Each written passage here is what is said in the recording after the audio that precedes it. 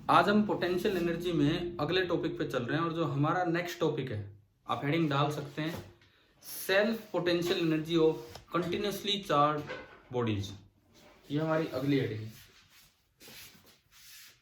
Self potential energy of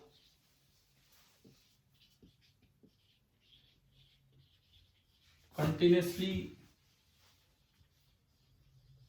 charge bodies.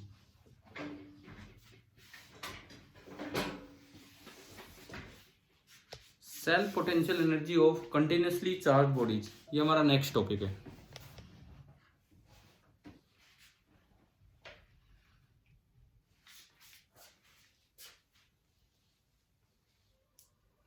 अब इसके अंदर जो पहला टॉपिक हम लेंगे that is a uniformly charge spherical shell. First one, बिल्कुल पहला टॉपिक हमने लिया, अ यूनिफॉर्मली चार्ज स्फेरिकल सेल। ये हमारा पहला टॉपिक है।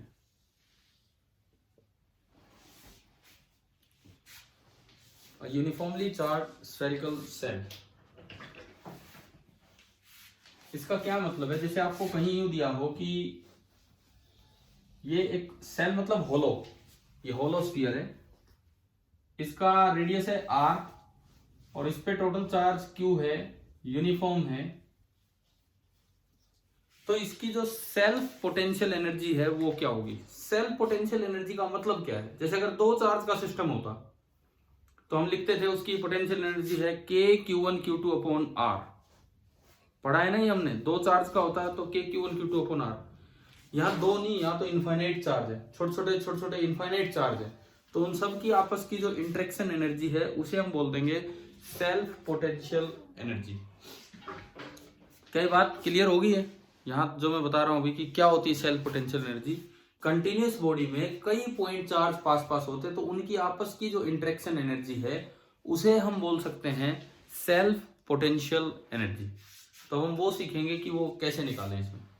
अब जैसे अगर यहाँ पे आपको डेराइव करना हो सेल्फ पोटेंशियल एनर्जी, तो जैसे दो चार्ज के सिस्टम की एनर्जी आपने कैसे डेराइव की थी कि शुरू में मान लिया कि उनके बीच में इनफाइनाइट सेपरेशन है, शुरू में मान लिया उनके बीच में इनफाइनाइट सेपरेशन है, धीरे धीरे आप लेके आए, शुरू में माना कि उनके बीच में इनफाइनाइट सेपरेशन है, धीरे धीरे आप लेके आए, बिल्कुल जो आर सेपरेशन पे आप जब रख देते हैं तब तक लाने में कितना वर्क करना पड़ा, वो थी सेल्फ पोटेंशियल एनर्जी। मतलब वो उनकी पोटेंशियल एनर्जी थी दो चार्ज की। यहां क्या होगा, शुरू में इसको न्यूट्रल मान लो, शुरू में इसको न्यूट्रल माना, अब इन्फिनिटी से धीरे धीरे चार्ज लाके इस पे जमा करते गए, सारा चार्ज क्यू लाने में जितना आपको वर्क करना पड़ेगा वो हो जाएगी इस सिस्टम की सेल्फ पोटेंशियल एनर्जी। क्या मतलब? जैसे मुझे ये क्यू चार्ज पहुंचाना है, शुरू में मैंने माना कि ये न्यूट्रल है, अनचार्ज है, शुरू में न्यूट्रल है, अभी कोई चार्ज इसके पास नहीं है। अब मुझे इन्फिनिटी से करके धीरे धीरे यहां तक क्यू चार्ज लेके आना है और फिर देखना है कि भाई इसको कितनी क्या एनर्जी बन जाएगी। तो देखो, इनिशियल चार्ज इस पे है 0, फाइनल चार्ज इस पे होना है Q। तो मैं बीच की कोई स्टेट बनाऊं, बीच की कोई स्टेट, जब आप इन्फिनिटी से लाके इस पे कितना चार्ज जमा कर चुके हैं? Q चार्ज जमा कर चुके हैं। सपोज आप पॉजिटिव चार्ज ला रहे हैं और आप इन्फिनिटी से लाके इस पे Q चार्ज जमा कर चुके हैं, रेडियस इसका वही है R, और आप इन्फिनिटी से लाके Q चार्ज जमा कर चुके हैं, रेडियस वही है R। तो इस वक्त अगर मैं इसकी सरफेस का पोटेंशियल लिखूं, इस वक्त मैं अगर इसकी सरफेस का पोटेंशियल लिखूं तो वो पोटेंशियल होगा KQ/R। जो हमारे फॉर्मूले हैं जो हम पढ़ चुके हैं उनकी मदद से हमने लिखा KQ/R।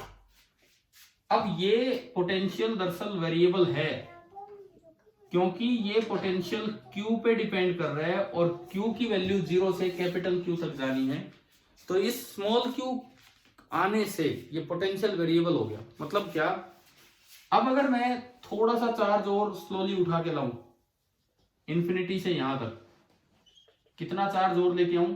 dq। भाई धीरे धीरे मैं लेके आ रहा हूं, मैं dq चार्ज और उठा के लाया, तो उस dq चार्ज को लाने में मुझे वर्क करना पड़ा dw, तो मैं V को लिख सकता हूं dW अपॉन dQ। ये जो हमारी पोटेंशियल की डेफिनेशन होती है वो। अरे अब आपकी आवाज आई है मेरे पास, तो पहली बार बताओ, एक मिनट म्यूट हो कि बोल पा रहे हो?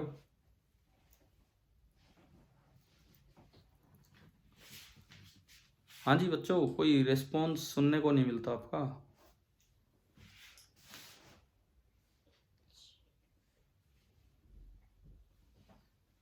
सर एक बार अनम्यूट कीजिए इन्हें, अगर म्यूट कर रखा है तो।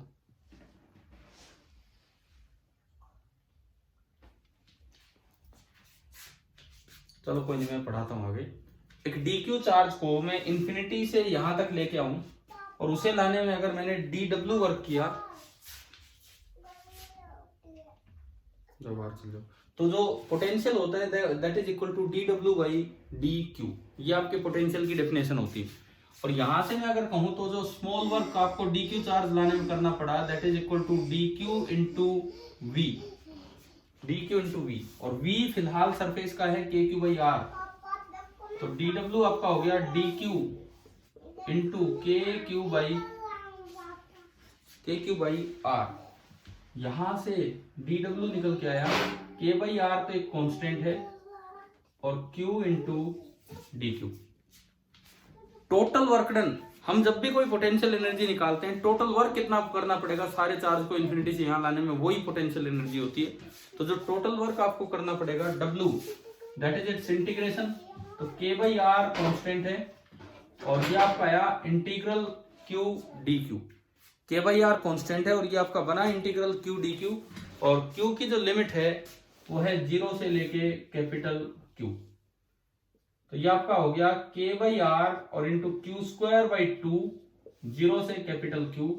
तो अल्टीमेटली मेरे पास वर्क निकल के आ रहा है K Q square by 2R, और दरअसल यही सेल्फ पोटेंशियल एनर्जी के रूप में स्टोर हो जाएगा।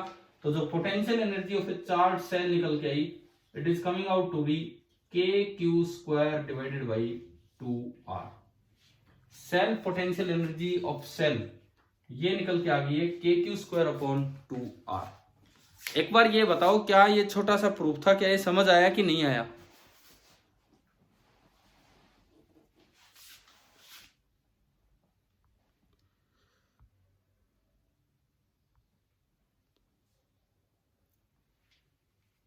सर, होस्ट सर जो भी है, एक बार इनको अनम्यूट कीजिए सर।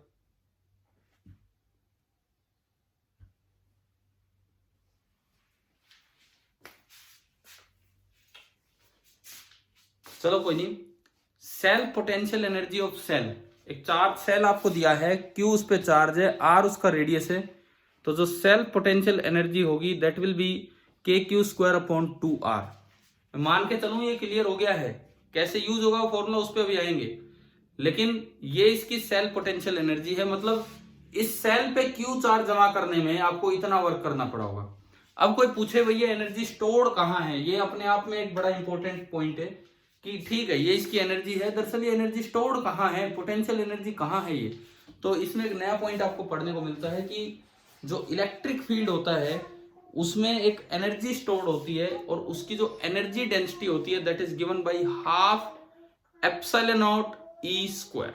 ये चीज हम यहाँ समझेंगे, इस चीज से इसी पॉइंट को आगे लेके चलेंगे, और ये पार्ट हम समझ रहे होंगे। यहाँ से देखिए, हटाता हूं मैं अब इसको। नोट हो गया होगा शायद आपका कि सेल पोटेंशियल एनर्जी सेल की क्या होती है, ये तो आपने देख ही लिया। उसके बाद देखो, बिठा दो ना, कर लिया होगा।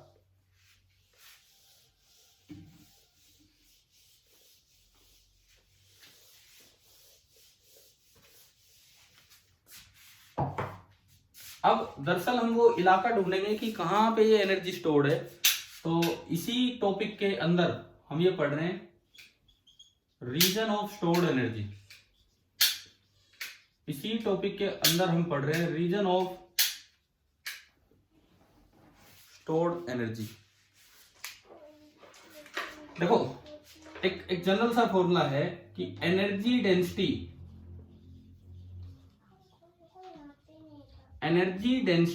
इन इलेक्ट्रिक फील्ड।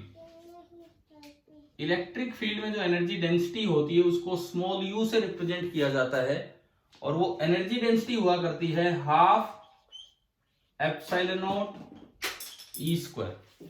किसी भी जगह अगर इलेक्ट्रिक फील्ड ई है, किसी भी जगह अगर इलेक्ट्रिक फील्ड ई है, तो एनर्जी डेंसिटी मतलब energy per unit volume in that area is half epsilon naught e square. Energy is given by half epsilon naught e square energy density. अच्छा, अब इसका मतलब मैं यहां बताता हूं कि यहाँ पे क्या चीज है।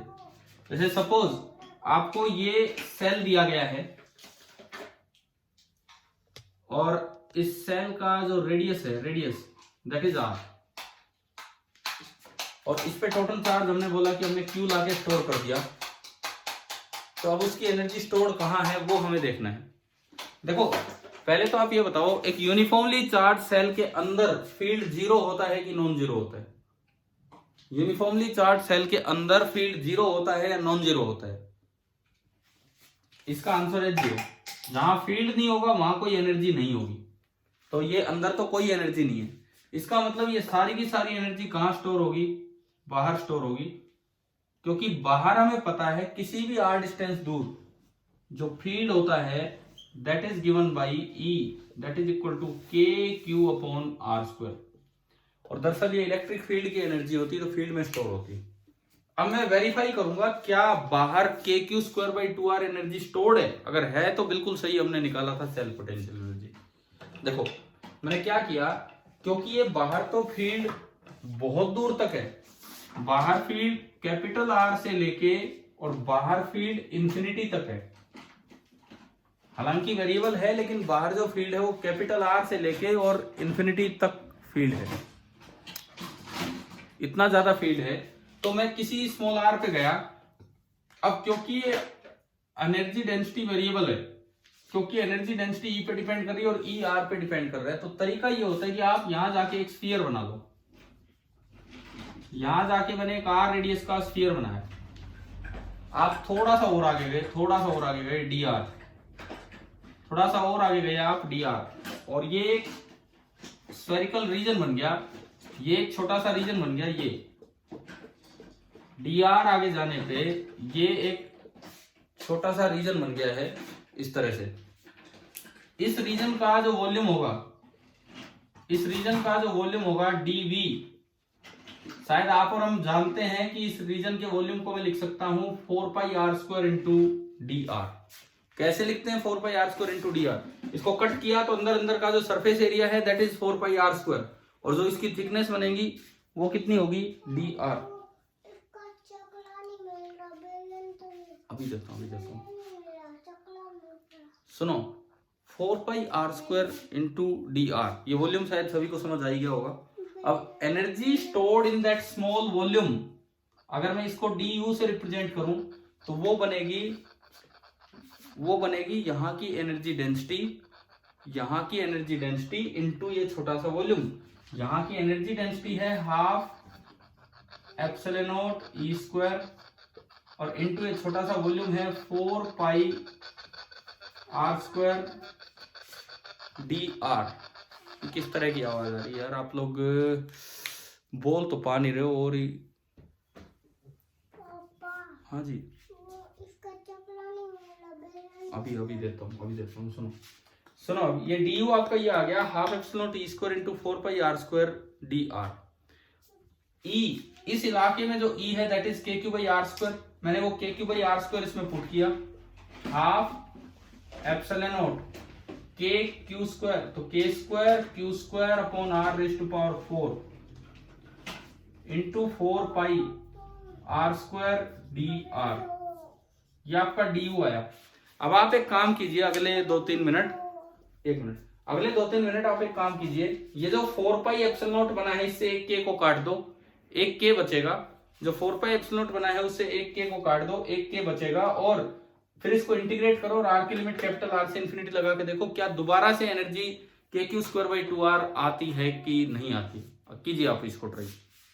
हाँ जी, आओ इधर आओ। क्या नहीं मिल रहा? चकला मिल गया।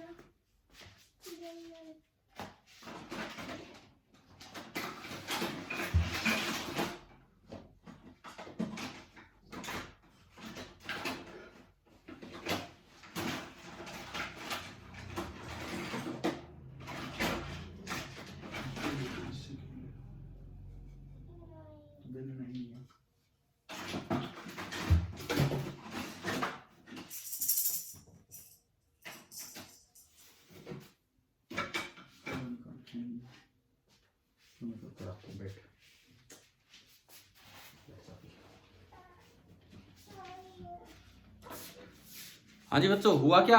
सेम आंसर आया के क्यू स्क्वायर अपॉन 2r। क्या सेम आंसर आ गया के क्यू स्क्वायर अपॉन 2r? देखो मैं इसको कंटिन्यू करता हूं आगे। आपका du आया, du is coming out to be एक 4 पाई एप्सिलॉन नॉट से एक k कटेगा, क्योंकि k होता है 1/4 पाई एप्सिलॉन नॉट, एक k बचा। और ये आपका आया k, एक q स्क्वायर, एक 2 है नीचे, बिल्कुल है, वो तो कटना नहीं है, वो तो उससे गया। r स्क्वायर यहां है और r की पावर 4 यहां है, तो ये बन गया r की पावर 2 नीचे, यानी कि r की पावर -2dr। और आपने इंटीग्रेशन किया तो u आया बाहर kq²/2 और r की पावर -1, ठीक है, अपॉन -1, और limit capital R to infinity. ये आपने आगे बढ़ाया kq²/2, माइनस तो बाहर निकाल लिया मैंने, और ये 1/r बना, 1/r, और limit capital R to infinity.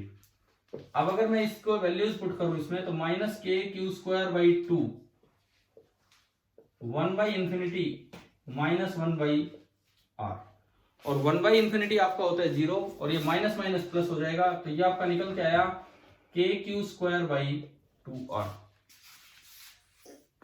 kq²/2r, ये आपका आ गया। तो मतलब आपने दोनों तरीके से देखा कि सेल्फ पोटेंशियल एनर्जी होती क्या है, और दूसरी बात वो स्टोर कहाँ है, वो किस इलाके में स्टोर्ड है वो एनर्जी। तो इलेक्ट्रिक फील्ड में हमेशा एक एनर्जी स्टोर होती है, और उस एनर्जी डेंसिटी का फॉर्मूला ½ एप्सिलॉन नॉट E² होता है। वो हमने यहाँ वेरीफाई कर दिया है, हमने प्रूव नहीं, हमने वेरीफाई किया है कि हाँ, जो इसकी सेल्फ पोटेंशियल एनर्जी थी उतनी ही एनर्जी इसकी इलेक्ट्रिक फील्ड में स्टोर है, और अंदर कोई एनर्जी नहीं है, क्योंकि अंदर इलेक्ट्रिक फील्ड था ही नहीं, इसीलिए इसकी टोटल एनर्जी इतनी ही आ गई है kq²/2r। बताइए, ये पहला टॉपिक आज का आपको क्लियर हो गया है? ठीक है, आप इसे नोट कीजिए, इसको यूज करेंगे अभी, आप इसको यूज नोट कीजिए, अच्छे से देखिए दोनों चीजें।